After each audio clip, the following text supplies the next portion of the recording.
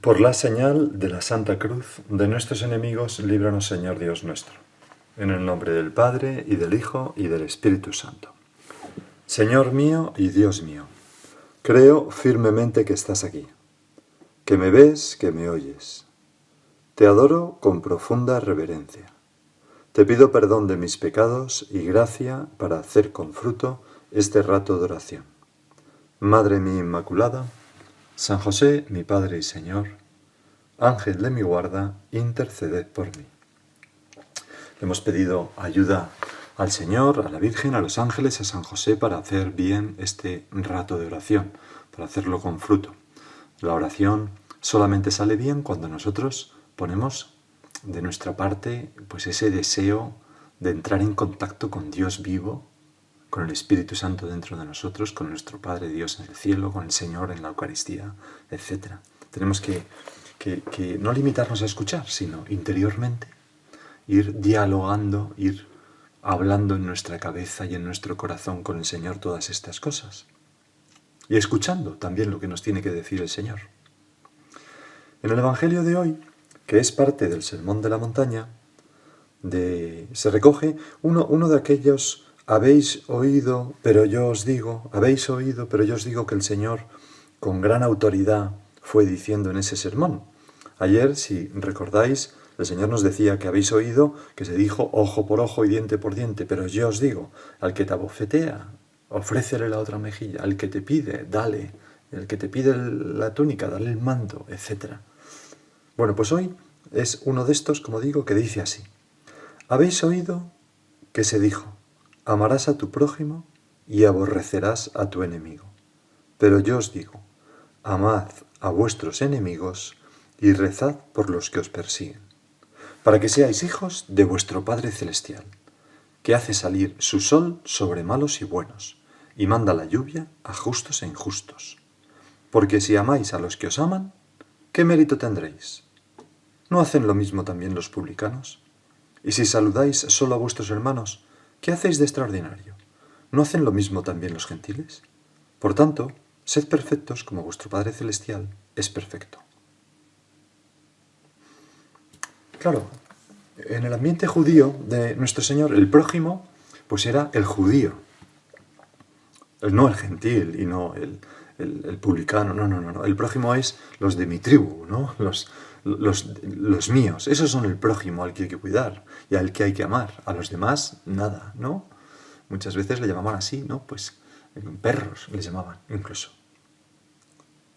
Y nuestro Señor pega un salto, ¿no? Eleva esto, dice, si amáis a los que os aman, ¿qué mérito tendréis? ¿No hacen lo mismo también los publicanos? Y si saludáis solo a vuestros hermanos, ¿qué hacéis de extraordinario? ¿No hacen lo mismo también los gentiles? Es decir, todo el mundo quiere a su familia, o casi todo el mundo.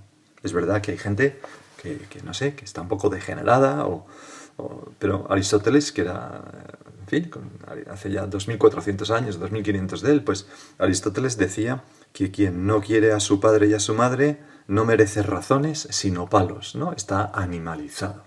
Bueno, todos, cualquier ser humano, a su familia, a los suyos, pues los queremos. ¿Cómo diría yo? Y nos vemos correspondidos en ese amor tantas veces. Cuando había en España todavía el terrorismo de ETA, recuerdo haber oído muchas veces que las personas que habían vivido cerca de esos que luego se rebelaron como terroristas, pues decían que eran buenos vecinos, que incluso pues eran buenos padres, los que eran padres, buenos hermanos, buenos hijos, pero desde luego no eran buenos cristianos, eran asesinos, ¿no? Joseph Goebbels, el ministro de propaganda del Tercer Reich de Hitler, pues era un buen padre de 6 hijos, hasta por lo menos en algunos momentos, ¿no? Porque luego se suicidió y los mató antes a los 6, ¿no? No era tan buen padre. Pero Hitler quería a Eva Braun, evidentemente. En fin, y así podríamos seguir, ¿no? Hace muchos años leí una biografía muy curiosa que era de un asesino a sueldo, y ahí se contaba precisamente esto, que quería a su familia, a sus hijos, los cuidaba, y era un padre ejemplar en muchos aspectos. Incluso un marido ejemplar también. Nadie de su familia sabía que él se dedicaba a eso. Bueno, pues entendemos, Señor, que esto lo hace todo el mundo, pero tú nos dices, no, pero ser cristiano, no te puedes conformar con eso. Tienes que hacer más. Tienes que ser perfecto como vuestro Padre Celestial es perfecto. Ese Padre bueno que hace llover sobre justos e injustos, salir el sol sobre malos y buenos. Es decir, tenemos que dar como un paso que nos haga demostrar, o que muestre, mejor dicho, que somos hijos de Dios. Hijos de Dios, que tenemos en nuestra alma un germen divino, que nos hace capaces de algo que, desde luego, los animales no, pero otra persona que no tenga ese germen divino es difícil que lo haga. ¿Y eso qué es? Amad a vuestros enemigos y rezad por los que os persiguen. Es lo más difícil del mundo. Amar a nuestros enemigos y rezar por ellos.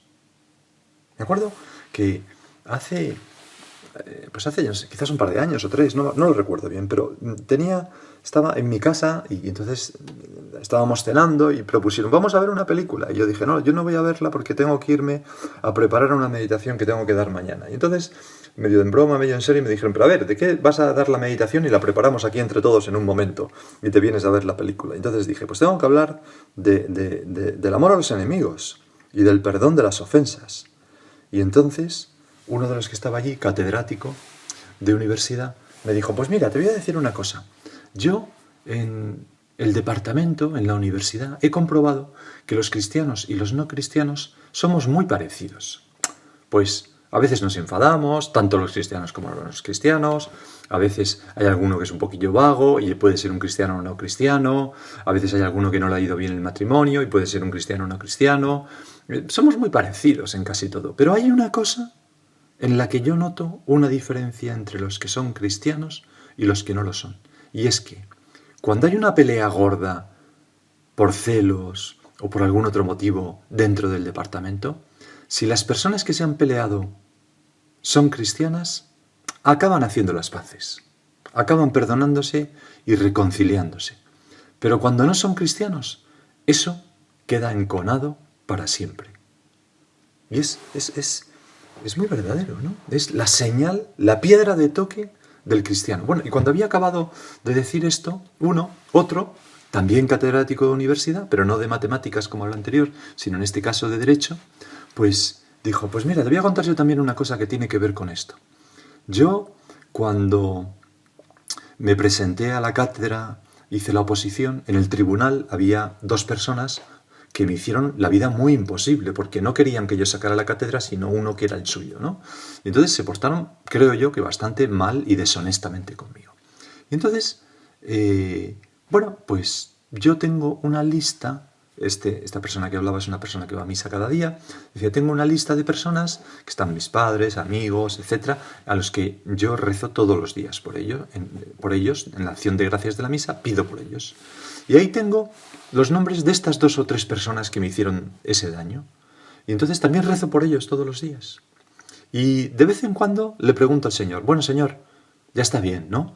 Vamos a ver, ¿los puedo quitar ya? Y entonces me paro a pensar un poco y el Señor más o menos me hace ver, no los puedes quitar todavía porque todavía tienes un poco de rencor hacia ellos. Y sigo rezando, y han pasado ya varios años, y rezo todos los días por ellos. Amad a vuestros enemigos y rezad por los que os persiguen. Estas personas que me decían esto, y sobre todo este segundo, estaba viviendo al pie de la letra lo que es la piedra de toque del cristianismo. Eso es lo que nos distingue. El amor que nos tenemos unos a otros y esto que nos dice el Señor, el amar a nuestros enemigos. ¿No hacen lo mismo también los publicanos cuando queremos a nuestra familia? ¿Qué hacéis de extraordinario? ¿No hacen también los gentiles cuando queréis a vuestros hermanos? Amad a vuestros enemigos. Eso es lo que marca la diferencia. No sé si sabes por qué se dice lo de piedra de toque. La piedra de toque es una piedra de jaspe negro. Bueno, ahora es una piedra ya compuesta de otras cosas, ¿no? Pero bueno, tiene una peculiaridad y es que es bastante inerte, o sea, no se deja agredir, no se deja estropear por el ácido, ¿no? Entonces, pues lo que se hace con esa piedra de toque es que se frota o se raya un metal como de oro, o sea, una aleación de oro, ¿no? Y entonces, cuando se deja una huella del metal en la piedra, pues se echa una gota de ácido nítrico y según el color que coja esa huella, pues se sabe la pureza del oro. Es decir, la piedra de toque revela la cualidad de un metal noble. Puede hacerse con oro o con plata.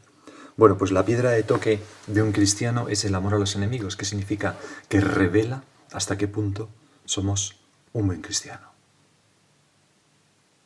Amad a vuestros enemigos y rezad por los que os persiguen.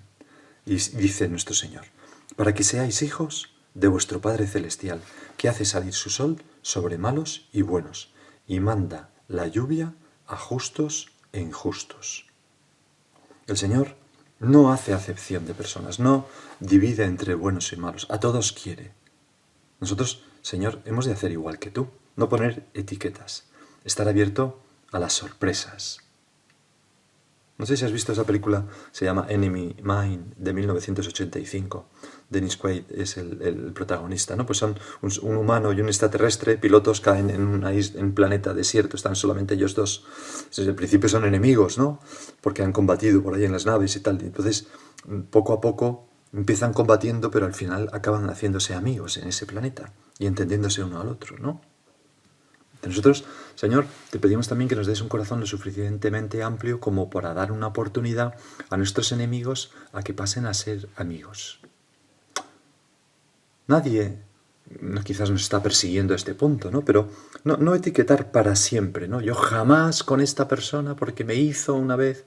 No, mal asunto. No, empezamos a ser como paganos cuando decimos eso. Otra cosa es que, Señor, ayúdame a perdonar, que no soy capaz, tengo todavía un rencor. Voy a rezar por esta persona. Porque el camino para amar a los enemigos es rezar por los que nos persiguen, claro. Para todo esto necesitamos perdonar, ya ha salido algunas veces. Evitar que las ofensas se enconen, que las heridas se hagan crónicas. Me impresionó mucho cuando leí en una entrevista que José Antonio Ortega Lara, aquel funcionario de prisiones que estuvo secuestrado 532 días, ni más ni menos, en un zulo pequeño, ¿no? Pues cuando salió, ya habían pasado como unos 7 o 8 años después de su liberación. Este hombre, que en la entrevista se veía que era muy buen cristiano, que iba a misa cada día, que tenía un director espiritual, ¿no? Pues él decía que el mayor daño que le habían hecho a aquellos secuestradores no fue el 1 año y medio que estuvo encerrado en el zulo, sino los 7, 8 o 9 años que le costó perdonarles. Y decía, porque no estamos hechos para tener odio, rencor dentro del corazón, y nos hace daño a nosotros. Ese fue el daño mayor que me hicieron, el tiempo que tardé en poder perdonarles. En la CNN salió una vez una entrevista en la que aparecía una mujer hutu de Ruanda que estaba tomando el té con un hombre al que ella misma presentó como miembro de una tribu tutsi que había asesinado a su familia. Entonces el entrevistador, muy sorprendido, le preguntaba, ¿y por qué toma el té con él? ¿Le ha perdonado? Sí, respondía ella, le he perdonado. Y explicaba, a continuación, que aquel hombre iba todas las semanas a tomar el té con ella. ¿Por qué? Pues lo hace para vivir en mi perdón, decía. Y al oírle, pues uno se daba cuenta de que ese era el modo que ella tenía de tratar con su propia pena. Y que ese era el modo que aquel hombre tenía de tratar con su dolor y con su arrepentimiento, y que del sufrimiento humano de ambos pues salía algo creativo, algo bueno. El perdón es lo único que cura esas heridas, es lo único que regenera a una persona después de haber hecho barbaridades, ¿verdad? Y siempre sale algo bueno, ¿no? Acuérdate de esa película de Los Miserables, como el obispo al que le roba este que había salido de la prisión, ¿no? Jean Valjean. Cuando le roba y están a punto de detenerlo, y lo detienen, de hecho le preguntan si aquello es suyo, él dice, no, se lo había regalado yo. Es como un gesto magnánimo que le da una nueva oportunidad a aquella persona, ¿no? Que no me acuerdo, he dicho Jean Valjean, pero no me acuerdo si se llamaba así o de otra manera, o ese era el policía, no me acuerdo. Tenemos, Señor, y te lo pedimos tanto, ¿no? ayúdanos a resistir esa tentación de no perdonar,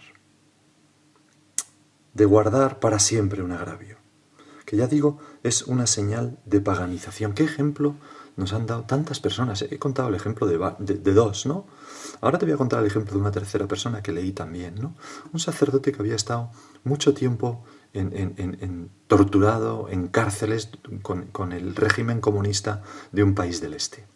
Y cuando cayó el comunismo y quedó en libertad, pues al poco tiempo, un día iba en un tranvía y se cruzó en el tranvía con su torturador, que estaba allí. Seguramente nadie sabía que aquel había sido un torturador. Y entonces se asustó de ver al sacerdote porque lo reconoció. Pensó que le iba a delatar. Y entonces el sacerdote se adelantó a él, le abrazó y le dijo, estate tranquilo porque te he perdonado.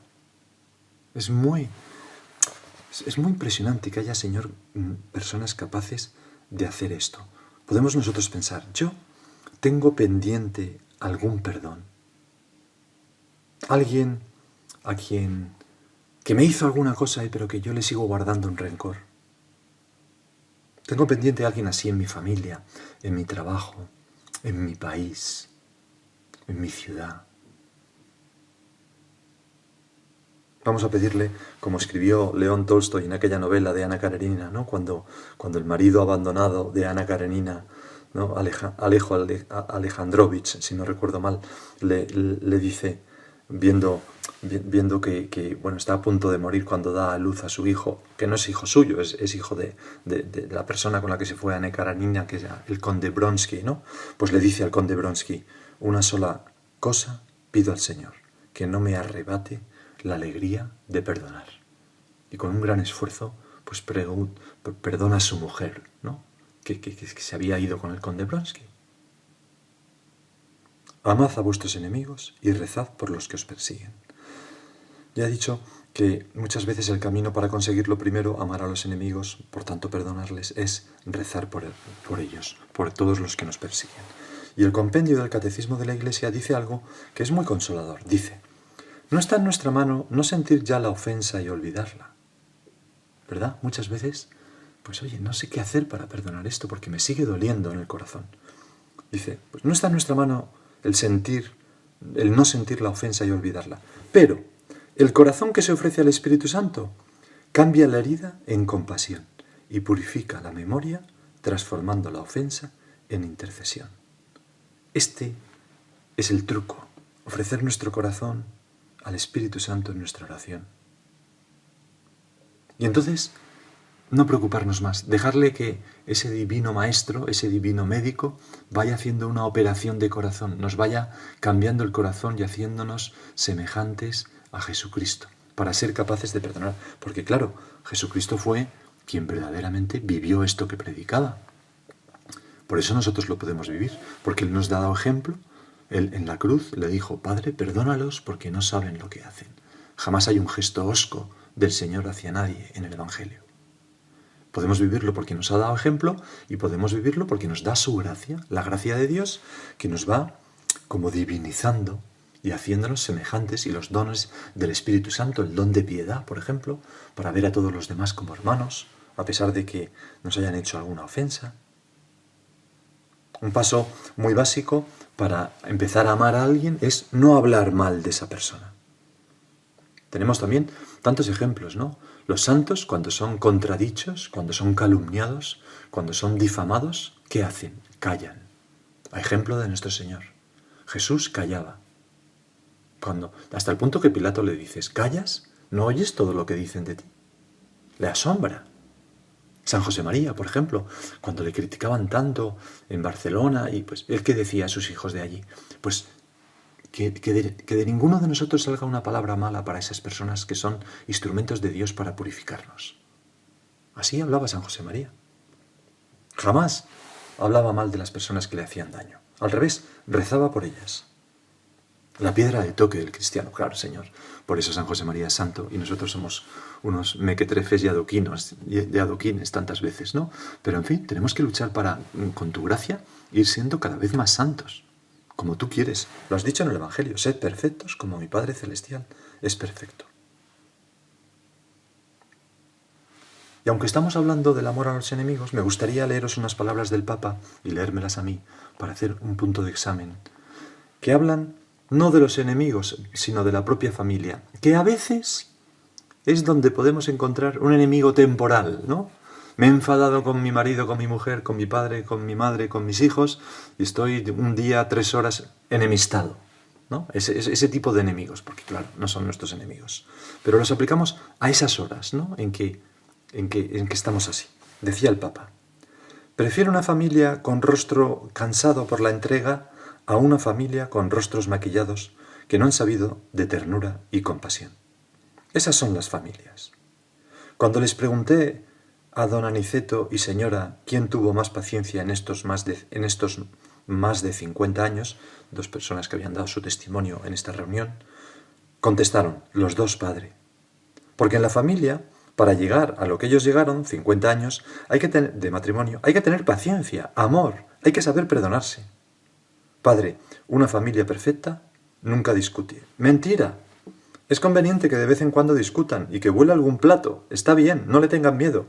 El único consejo es que no terminen el día sin hacer la paz. Porque si terminan el día en guerra, van a amanecer ya en guerra fría. Y la guerra fría es muy peligrosa en la familia, porque va socavando desde abajo las arrugas de la fidelidad. Y hablando de arrugas, para cambiar un poco el tema, recuerdo el testimonio de una gran actriz de cine latinoamericana, cuando ya casi sesentona comenzaba a mostrarse las arrugas de la cara y le aconsejaron un arreglito para poder seguir trabajando bien, que su respuesta fue muy clara: estas arrugas me costaron mucho trabajo, mucho esfuerzo, mucho dolor y una vida plena. Ni soñando las quiero tocar, son las huellas de mi historia. Y siguió siendo una gran actriz. Como dije antes, prefiero familias arrugadas, con heridas, con cicatrices, pero que sigan andando, porque esas heridas, esas cicatrices, esas arrugas son fruto de la fidelidad de un amor que no siempre les fue fácil. ¿Verdad que son pues unas palabras muy bonitas que podemos aplicar? Pues claro que yo con mi hermano tuve esta diferencia por motivo de la herencia, ¿no? Que es el mayor motivo de desajustes entre hermanos, ¿no? Las herencias. Qué cosa tan triste. Más de un padre, si hubiera visto lo que iba a pasar con sus hijos, se lo hubiera gastado todo en vida y hubiera hecho muy bien para por lo menos mantener la unidad de sus hijos. Bueno, pues si he tenido un desencuentro por esto, vale, pues es una herida, es una cicatriz, es una arruga que tengo, pero hay que pasar por encima de eso y hay que seguir amando con esa cicatriz. Hay que perdonar y hay que amar a ese enemigo que no es nuestro enemigo, que es un hijo de Dios y que es mi hermano. Vamos a acudir a la Virgen. Es una fuente dulcísima de perdón. Ella nos perdonó a todos en la cruz. Madre, danos un corazón bueno que sepa perdonar como el tuyo. Y cada uno de nosotros puede hacer ahora un examen personal para ver en qué puede mejorar en esto de amar a los enemigos.